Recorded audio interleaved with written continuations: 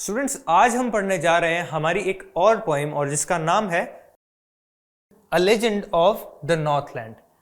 Legend क्या होता है? एक कहानी होती है, ठीक है, जो हमारी जनरेशन से चली आ रही होती है। ओके, और यह जो नॉर्थलैंड है इसका जिक्र क्यों हुआ है यह भी हम डिस्कस करेंगे। नॉर्थलैंड का मतलब है एक जगह है जो नॉर्थ में है, यानी कि नॉर्थ पोल की तरफ है, ठीक है। स्पेसिफिक यहाँ किसी भी जगह का नाम नहीं लिया गया है, नॉर्थलैंड कहा गया सीधा। इसे लिखा किसने है? फीब कैरी ने लिखा है। किसने लिखा है? फीब कैरी ने लिखा। चलिए जान लेते हैं हम फीब कैरी के बारे में। फीब कैरी का जन्म हुआ था 4 सितंबर 1824 को, और कहाँ हुआ था? अमेरिका में हुआ था, ठीक है। और इनकी मृत्यु हुई 31 जुलाई 1871 को।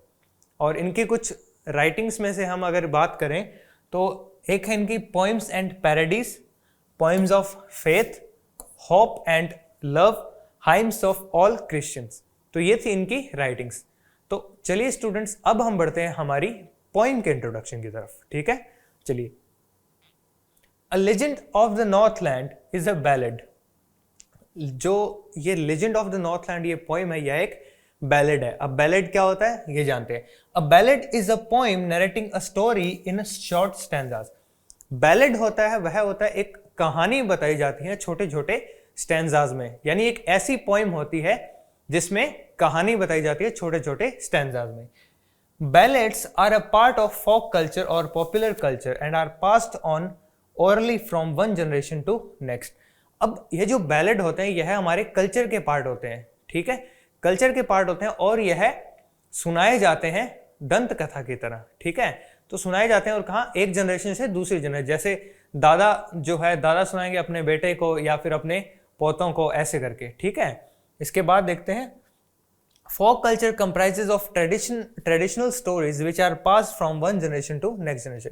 यही बात बता रहे हैं कि फोक कल्चर में बहुत सी कहानियां होती है ट्रेडिशनल, जो कि एक जनरेशन से दूसरी जनरेशन में शिफ्ट होती रहती हैं, और वह हमें बेसिकली कुछ मॉरल देने के लिए, कुछ हमें सिखाने के लिए होती है, ठीक है। तो अब इसके बाद हम पोइम पे चलते हैं सीधा और हमारे स्टैंजा 1 पे गौर करते हैं।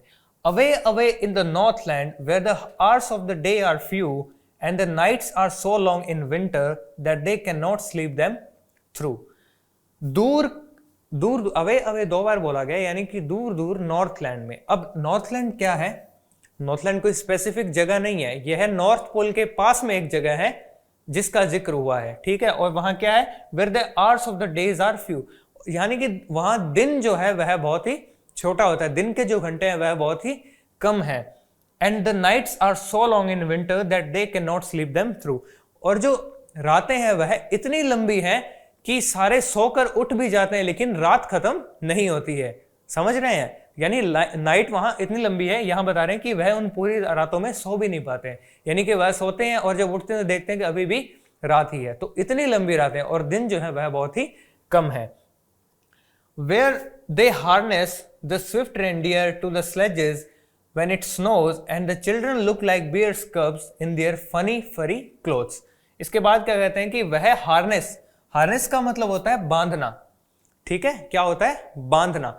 यानी आपने देखा होगा कि घोड़े जो जब गाड़ी के साथ बांध जाते हैं तो उनका कुछ गाड़ी के साथ कुछ कनेक्शन होता है, कुछ लेदर की कुछ स्ट्रैप्स लगाए जाते हैं कुछ, ठीक है, ताकि वह उस जो वह गाड़ी है उसे खींच सके किसी माध्यम से, है ना।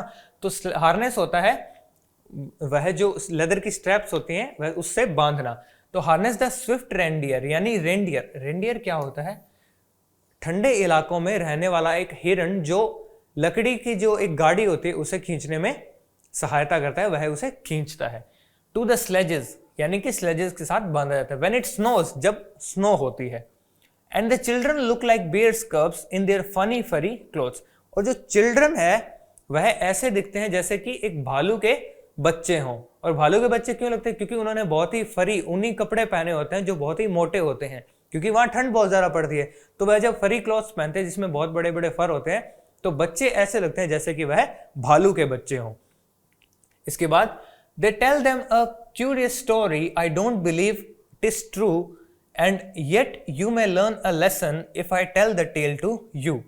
अब वह बता रहे हैं पोइट कि वह, अब दे किसकी बात हो रही है? दे बात हो रही है बच्चों के, उनके पेरेंट्स की, या फिर नॉर्थलैंड में रहने वाले जो लोग हैं, जो पेरेंट्स हैं, उनकी बात हो रही है कि वह एक बहुत ही क्यूरियस स्टोरी सुनाते हैं, ठीक है, और देम किसको सुनाते हैं? बच्चों को सुनाते हैं। आई don't believe it is true. देखिए ये टिस जो है इसका मतलब क्या है? It is. क्या मतलब है? इट इज मतलब है, यानी कि मुझे नहीं, पोइट कहते हैं कि मुझे नहीं लगता यह ट्रू है, लेकिन and yet you may learn a lesson if I tell the tale to you, लेकिन आप इससे एक बहुत ही अच्छा लेसन जरूर सीख सकते हैं, ठीक है, अगर मैं आपको बताऊं तो। ओके, इसके बाद नेक्स्ट चलते हैं। Once when the good Saint Peter lived in the world below and walked about it preaching just as he did, you know। अब क्या कहते हैं कि बहुत टाइम पहले की बात है जब सेंट पीटर, संत पीटर जो थे वह रहते थे वर्ल्ड बिलो। वर्ल्ड बिलो का मतलब क्या है? नीचे की दुनिया। नीचे की दुनिया के मीन्स जब वह धरती पे थे, जब वह जिंदा थे, तब वह क्या कर रहे थे? वह इधर उधर घूम रहे थे प्रीच करते हुए। प्रीच यानी अपने उपदेश देते हुए, जस्ट एज इट, जैसा कि वह यही किया करते थे, इधर उधर जाते थे और अपने प्रीचिंग्स को यानी अपने उपदेश दिया करते, तो वह वैसा ही करते थे। तो पॉइंट करें कि जैसा कि आप जानती होंगे कि वह इधर उधर उपदेश ही दिया करते, तो वह ऐसे ही घूम रहे थे उपदेश देते हुए। He came to the door of a cottage in traveling round the earth where a little woman was making cakes and baking them on the hearth। अब कहते हैं कि वह घूमते घूमते एक कॉटेज, एक घर के दरवाजे के बाहर आ जाते हैं। इन ट्रैवलिंग अराउंड द वर्ल्ड, यानी कि अर्थ के बाहर, यानी कि पूरी दुनिया में घूमते घूमते एक कॉटेज के गेट के बाहर वह आते हैं और देखते हैं कि a little woman was making cakes and baking them on the hearth. और एक वुमेन, एक महिला थी जो केक बना रही थी और उन्हें बेक कर रही थी, उन्हें सेक रही थी। किस पे? हर्थ पे। देखिए हर्थ क्या होता है? जिसे हम चूल्हा बोलते हैं, वैसी ही चीज होती है जहां खाना बनाया जाता है बेसिकली, ठीक है। तो हर्थ क्या हुआ? खाने बनाने की जगह। तो वह देखते हैं कि जो औरत है वह उन केक्स को वहां बना रही है। And being faint with fasting for the day was almost done, he asked her from her store of cakes to give him a single one. अब क्या होता है कि वह बहुत ही ज्यादा भूखे होते हैं और थक जाते हैं, तो क्या होता है? फेंट होने लगते हैं, जैसे मूर्छित होने लगता है, बिल्कुल ऐसे जान नहीं होती है। पूरे दिन वह भूखे थे और दिन भी खत्म होने वाला होता है। तो क्या कहते हैं? For the day was almost done, दिन पूरा खत्म हो चुका था और वह फेंट भी थे।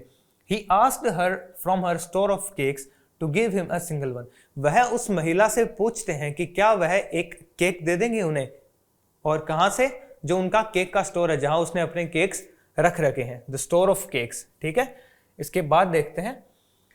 So she made a very little cake, but as it baking lay, she looked at it and thought it seemed too large to give away। अब क्या होता है कि वह महिला जब केक बना रही होती है, उसके बाद देखते हैं। And she made a very little cake, वह एक बहुत ही छोटा केक बनाती है, ठीक है। और एज इट बेकिंग ले, और उसे सेकने के लिए वह जैसे ही उसे रखती है, ले का मतलब रखना, जैसे ही रखती है तब क्या होता है? शी लुक्ड एट इट, वह इसकी तरफ देखती है। And thought it seemed too large to give away, और उसे ऐसा लगता है कि यह जो केक जो है यह बहुत ही बड़ा है, ठीक है। तो उसे ऐसा लगता है कि इतना बड़ा केक तो मैं किसी को यूं ही फ्री में नहीं दे सकती। तो वह क्या करती है? इसके बाद हम आगे जानते हैं। Therefore she needed another one। अब क्या होता है कि वह एक और केक बनाती है। देखिए नीड का मतलब क्या होता है? जब हम आटा गूंथने की जो प्रोसेस होती है उसे हम क्या बोलते हैं? नीड करना। आटे से जब आटे को गूंथा जाता है तो इसे क्या बोलते हैं? हम नीड बोलते हैं। तो वह क्या करती है? एक और नीड करती है, एक और केक बनाती है। And still a smaller one, और वह भी बहुत ही छोटा सा बनाती है। लेकिन होता क्या है? But it looked when she turned it over as large as the first had done। अब होता क्या कि यह केक भी उसे ऐसे लगता है जैसे कि छोटा हो, और कितना बड़ा है। उसे ऐसा लगता है कि यह जो केक है वह बड़ा है, और कितना बड़ा है? जितना पहले वाला था। तो यानी वह उसे छोटा करने के पर्पज से बनाती है, लेकिन वह भी उसे क्या लगता है? बहुत बड़ा लगता है। तो वह सोचते कि नहीं, मैं ये केक भी नहीं दूंगी। Then she took a tiny scrap of a dough and rolled it flat and baked it thin as a wafer, but she could not part with that। अब क्या कहते हैं कि वह एक छोटा सा टुकड़ा लेती है डो का, यानी कि गूंथे हुए आटे का। वह छोटा टुकड़ा लेती है और उसे प्लेन कर लेते हैं, बिल्कुल रोल, जैसे हम रोटियां बेलते हैं ना, वैसे ही उसे पूरा वह रोल कर देती है और उसे इतना पतला बनाती है कि वह एक बिस्किट की तरह लगे। वेफर जो है उसे क्या हम बोलते हैं? बिस्किट की तरह एक पतली सी चीज होती है, उसे हम वेफर बोलते हैं। But she could not part with that, और वह इतना पतला बनाने के बाद भी उसे लगता है कि नहीं नहीं यह भी बड़ा है। तो आप समझ पा रहे हैं कि जो महिला है यह बहुत ही लालची है और इतनी लालची है कि वह एक केक भी नहीं दे पा रही इतने बड़े स्टोर में से। इसके बाद क्या होता है, For she said, my cakes that seem too small when I eat of them myself are yet too large to give away, so she put them on the shelf. अब वह कहती है कि मेरे केक्स जो बहुत ही छोटे होते हैं, my cakes that seem too small when I eat for them myself. जब मैं खाती हूं उन केक्स को तो मुझे ऐसा लगता है कि वह बहुत ही छोटे हैं, लेकिन are yet too large to give away, so she put them on the shelf. लेकिन वो क्या कहते हैं कि जब मैं तुम्हें देने की बात कर रही हूं तो मुझे ऐसा लगता है कि यह बहुत ही बड़े हैं, तो वह क्या करती है, वह जो वेफर बनाया होता है उसे भी वह अपनी शेल्फ में रख देती है और वह केक भी उन्हें सेंट पीटर को नहीं देती है। अब इसके बाद क्या होता है, then good saint Peter grew angry for he was hungry and faint and surely such a woman was enough to provoke a saint. अब क्या होता है कि सेंट पीटर को आ जाता है गुस्सा। देखते हैं, then good saint Peter grew angry, और उन्हें आ गया गुस्सा। For he was hungry and फेंट, क्योंकि वह भूखे थे और उनकी ऑलमोस्ट जान निकलने ही वाली थी, इतना वो मूर्छित हो गए थे, इतना थक गए थे, और यह जो औरत थी वह उन्हें एक केक भी नहीं दे पा रही थी छोटा सा। And surely such a woman was enough to provoke a saint. तो अब पोएट कहते हैं कि श्योरली एक ऐसी लालची औरत उनको गुस्सा दिलाने में काफी थी, मतलब उनको इतना गुस्सा आ गया था। और उसके बाद क्या होता है देखते हैं, and he said, you are far too selfish to dwell in a human form, to have both food and shelter and fire to keep you warm. अब सेंट पीटर उस औरत से कहते हैं क्या, and he said, you are far too selfish to dwell in a human form, कि तुम बहुत ही सेल्फिश हो और इतनी सेल्फिश हो कि तुम्हें एक इंसान के बेस में रहना ही नहीं चाहिए। ठीक है, तुम्हारे पास सब कुछ है, you have both food and shelter and fire to keep you warm. तुम्हारे पास घर है, शेल्टर है यानी कि शरण है, तुम्हारे पास फूड है, खाने के लिए फूड भी है, और तुम्हें गर्म रखने के लिए तुम्हारे पास आग भी है। लेकिन क्या प्रॉब्लम क्या है, वह ये कह रहे हैं कि तुम बहुत ही ज्यादा सेल्फिश हो, तुम एक मुझे केक नहीं दे पा रही हो तो तुम्हें इंसान बनना ही नहीं चाहिए। इसके बाद now you shall build as the birds do and shall get your scanty food by boring and boring and boring all day in the hard dry wood. अब क्या कहते हैं सेंट पीटर, इसके बाद उन्हें भी कुछ कहते हैं, वह भी देख लेते हैं। Now you shall build as the birds do, अब क्या होगा, तुम्हें जैसे पक्षी खाना बनाते हैं तुम्हें वैसे ही बनाना है। And shall get your scanty food, और तुम्हारा जो फूड है, स्कैंटी का मतलब है बहुत ही कम मात्रा में, तो जितना भी तुमसे फूड होगा बहुत ही कम मात्रा में, वो बोरिंग करके तुम्हें बनाना होगा। बोरिंग क्या होता है, जैसे आपने देखा होगा किसी वुड पैकर को, तो वह क्या करता है, अपनी चोंच को पेड़ में ऐसे ठक ठक की आवाज आपने सुनी होगी, तो एक तरह से जैसे खरोंच कर निकालता है अपना फूड जो है वो। ठीक है, तो बोरिंग का मतलब वही होता है, all day in the hard dry would. तो अब क्या होता है कि यह जो सेंट पीटर है यह उस वुमन को श्राप देते हैं। श्राप में क्या होता है कि तुम एक बर्ड बन जाओगे, और क्या होगा, तुम अपना जो भोजन, बिल्कुल कम से कम भोजन भी होगा वो भी तुम्हें बहुत ही मेहनत से बनाना पड़ेगा, और वो भी पूरे सूखे जंगल में से। ठीक है, then up she went through the chimney never speaking a word and out of the top flew a woodpecker, for she was changed to a bird. अब इसके बाद क्या होता है, then up she went through the chimney never speaking a word. जैसे वह कुछ बोलने ही वाली होती है, इतने में क्या होता है कि उसके घर के ऊपर जो चिमनी होती है उसमें से एक पक्षी उड़ता हुआ दिखाई देता है। ठीक है, and out of the top flew a woodpecker, और उस चिमनी में से एक निकलता है एक woodpecker। ठीक है, woodpecker आपने देखा होगा, woodpecker कौन सा बर्ड होता है, जो पेड़ के अंदर, मतलब लकड़ी के अंदर अपनी चोंच को बार बार ऐसे मारता रहता है। For she was change to a bird, और वह वुडपेकर और कोई नहीं था, वह औरत ही थी। वह औरत जो थी वह एक बर्ड में चेंज हो चुकी थी। She had a scarlet cap on her head and that was left the same, but all the rest of her clothes were burned black as the coal in the flame. अब इसका explanation हम देखते हैं। She had a scarlet cap, scarlet होता है एक red जो सिंदूरी टाइप का कलर होता है उसे हम क्या बोलते हैं, स्कारलेट बोलते हैं। तो स्कारलेट कैप, उस जब वह महिला से मिले थे सेंट पीटर, तो उस महिला ने अपने सिर पे स्कारलेट यानी लाल कलर की एक टोपी पहन रखी थी। ठीक है, और वह जो टोपी थी वह सेम की सेम रही उसकी, देखिए, and that was left the same. तो जब वह वुडपेकर बनी तो वो जो लाल टोपी थी वह सेम थी, but all the rest of her clothes were burned, और बाकी जितने भी उसके कपड़े थे सारे जल गए थे और एकदम ब्लैक हो गए थे, बिल्कुल कोयले की तरह। और किस में हुए थे? इन द फ्लेम, आग में, बिल्कुल कोयले की तरह। आपने कभी वुड पेकर देखा हो तो शायद उसके ऊपर लाल से कोई आपको कुछ कैप जैसा कुछ दिखेगा। इसके बाद and every country school boy has seen her in the wood where she lives in the trees till this very day boring and boring for food. And every country यानी कि हर एक देश में जो स्कूल बॉय है, जो school में पढ़ने वाले बच्चे होते हैं, वह उसको वुड पेकर को देखते हैं जंगल में, ठीक है। Where she lives in the trees till this very day boring and boring for food, और वहां वह ट्रीज में रहती है, वह पेड़ों में रहती है और सारा दिन रहती है उन ट्रीज में, और जो वह अपने फूड के लिए बोरिंग करती रहती है, ठीक है। तो यानी वह अपनी फूड की तलाश में रहती है। तो ये थी हमारी पोइम, और ये काफी बड़ी पोइम थी, इसमें 16 स्टैंजास थे। आई थिंक ये आपकी सबसे बड़ी पोइम है, ठीक है। तो इस पोइम में हमने क्या सीखा वो हम बाद में देखेंगे, लेकिन इससे पहले हम देख लेते हैं इस चैप्टर की वोकैबुलरी। वोकैबुलरी है हार्नेस। हार्नेस क्या होता है? A set of leather straps that is put around a horse neck and body so that it can pull.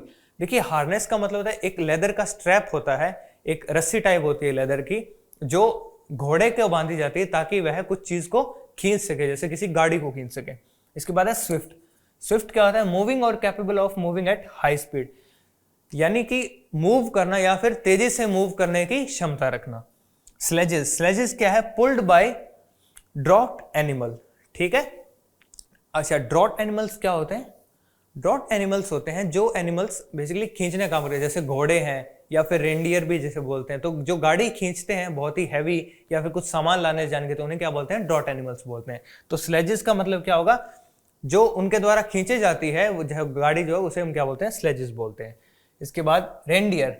Reindeer क्या है? A type of large brownish animal used to drawing sledges. अब जो sledges जो ले जाने के लिए जो भूरे रंग का एक जानवर होता है उसे हम क्या बोलते हैं? रेंडियर बोलते हैं। हर्थ। हर्थ का मतलब जैसे हमने पोएम में भी डिस्कस किया था, फायर प्लेस। फायर प्लेस मतलब आग की जगह, जहां वह अपना केक बनाया करती थी, हर्थ, आपको याद होगा शायद। फेंट। फेंट का मतलब फीलिंग वीक, बहुत ही कमजोर महसूस करना। और सेंट पीटर फेंट ही महसूस कर रहे थे, और क्यों कर रहे थे? क्योंकि वह भूखे थे सारा दिन से। ले। ले का मतलब है पुट समथिंग डाउन, किसी चीज को छोड़ देना, जैसे कि वह महिला छोटा सा केक बना के उसको ले कर रही थी, उसको छोड़ दिया था उसने। इसके बाद है need. To make dough from flour, आटे से डो बनाना, यानी कि आटा जब गूंथ के गाढ़ा बन जाता है तो उस प्रोसेस को हम क्या बोलते हैं? नीड बोलते हैं, ठीक है। इसके बाद है ड्वेल। ड्वेल का मतलब है टू लिव इन, यानी कि किसी चीज में रहना। जैसे कि सेंट पीटर ने कहा था कि तुम इंसान की फॉर्म में रहने के लिए बहुत ही ज्यादा सेल्फिश हो, यानी कि तुम्हें इंसान की फॉर्म में नहीं रहना चाहिए। तो ड्वेल का मतलब होता है किसी चीज में रहना, और जो महिला थी वह इंसान की फॉर्म में ड्वेल कर रही थी। Shelter. A place giving protection, एक जगह है जिसमें हमें प्रोटेक्शन मिलती है, यानी कि मौसम कितना भी खराब हो हम वहां सुरक्षित रह सकते हैं। स्कैंटी। स्मॉल इन क्वांटिटी या फिर वेरी लिटिल। स्कैंटी का मतलब होता है जब क्वांटिटी में कोई चीज बहुत ही कम होती है, कोई मात्रा में कोई बहुत कम होती है, तो उसे हम बोलते हैं स्कैंटी। स्कारलेट। ब्रिलियंट रेड, यानी कि जो चमक थोड़ा रेड, जो थोड़ा डार्क होता है, यानी कि सिंदूरी सा रंग होता है, उसे हम क्या बोलते हैं? रेड बोलते हैं। तो इसी के साथ हमारी ये पोइम कंप्लीट होती है, a legend of the Northland. तो हमने इस पोइम से क्या सीखा? इस पोइम से हमने सीखा कि हम ह्यूमंस हैं, और ह्यूमंस जो है उनमें काइंडनेस जरूर होनी चाहिए। हमें इतना भी सेल्फिश नहीं होना चाहिए कि हम हर बार अपना ही अपना सोचते रहें। अगर हम सेल्फिश रहते हैं तो हमारा ह्यूमन फॉर्म में रहने का कोई भी मतलब नहीं है। तो इसीलिए यह जो पोइम है, यह जनरेशन टू जनरेशन, यह जो कहानी है वह सुनाई जाती है ताकि हमें एक अच्छा संदेश मिल सके। एंड आई होप आपने भी इससे बहुत कुछ सीखा होगा। तो कभी भी अपनी सेल्फिशनेस ना दिखाएं, या फिर सेल्फिश इतना भी ना बने कि दूसरों के लिए हम कुछ कर ही ना पाए। अगर हम दूसरों के लिए कुछ कर ही ना पाए तो हमारा ह्यूमन फॉर्म में रहना भी बेकार है। तो इसी के साथ मैं चलता हूं और हम मिलेंगे अभी नेक्स्ट क्लास में। Thank you.